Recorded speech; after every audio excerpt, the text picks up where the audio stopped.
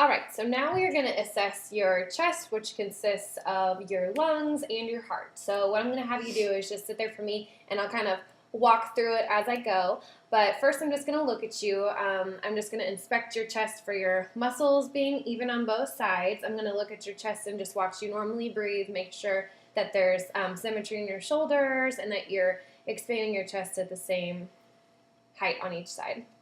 So now I'm going to go ahead and palpate for your chest for any kind of air trapping. Also, I'm going to assess for tactile firmness, which means that I'm just going to place the palmar section of my hand against your chest, and then I'm going to have you, it'll be in between the intercostal muscles. So, and I'm going to have you go ahead and say 99. 99. Good.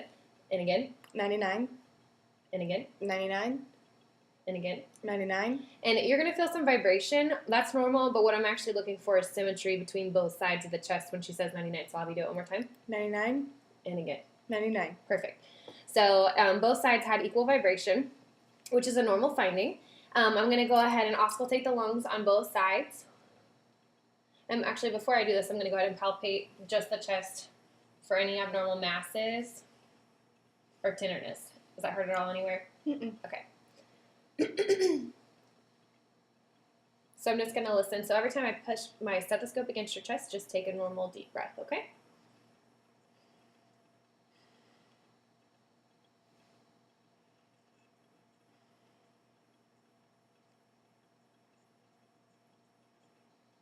And at this time, I'm just listening for any crackles.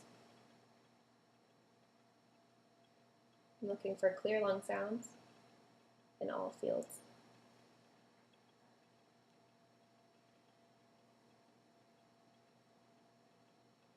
Good. Sounds great. Okay, so now we're going to go ahead and have you turn around, and I'm going to do the same things and a little bit more on her back. So I'm going to move your hair out of the way. Perfect. So at first, I'm going to go ahead and just start by assessing for symmetry like I did on the front. So her shoulders are even. When she breathes, they go up the same on both sides. I'm going to look for her muscles and palpate for any kind of tenderness at all. Does that hurt anywhere? Mm-mm. Perfect. I'm going to go ahead and palpate for the tactile firmness just like I did on the front. So I'm going to have her say 99. 99. Good. 99. 99. 99. Okay, perfect. So the vibration is even on both sides of the back. And then I'm going to go ahead and listen. And then every time I touch you with the stethoscope, just take a deep breath.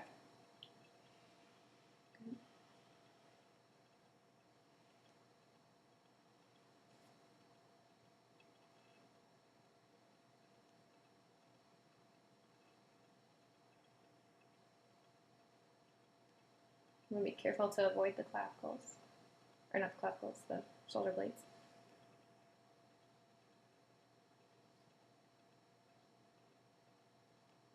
Great.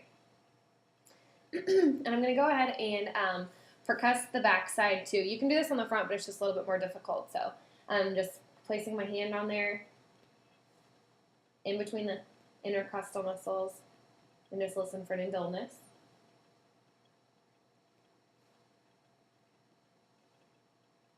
And the sounds are equal on both sides.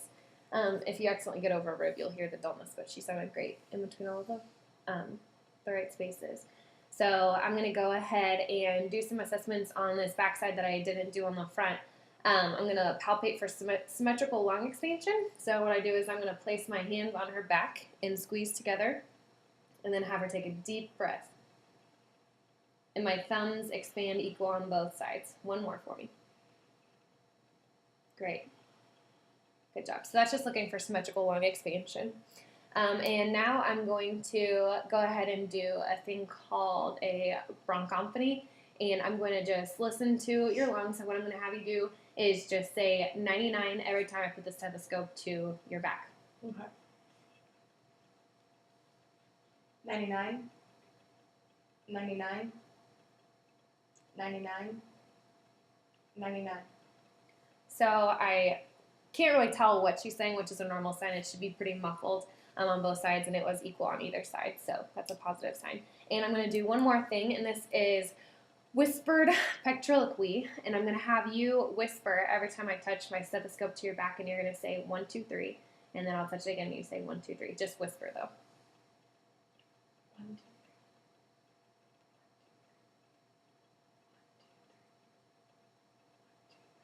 So I couldn't hear anything, which is a positive sign. If there was any consolidation in her lungs, I would be able to hear what she was saying. Sound travels better through consolidation. And the last one that we're going to do is agophony. And what I'm going to have you do is say E every time I touch the stethoscope. So just E, E. E, E, E, E, E, E. Perfect. And I was able to hear her say E every single time. It didn't sound like A, so there was no E to A transference.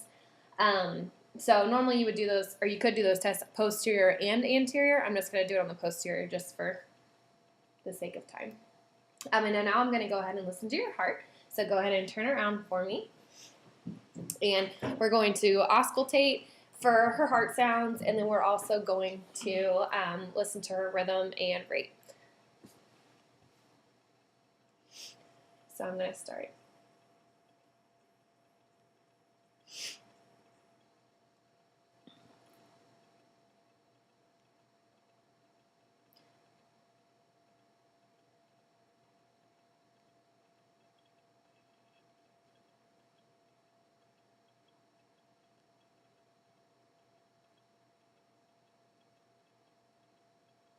And a normal person's heart rate is about 60 to 100, so I would just listen to her apical rate for a full minute and see what it would be at.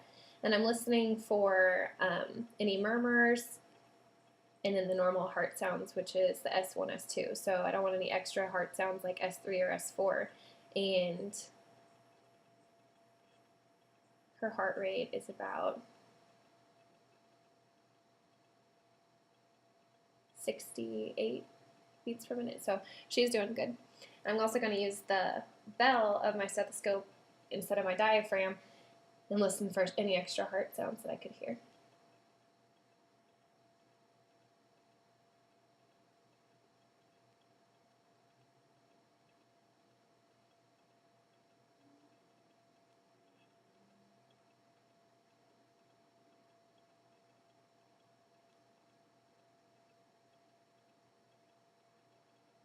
So no high-pitched noises, no murmurs, no nothing.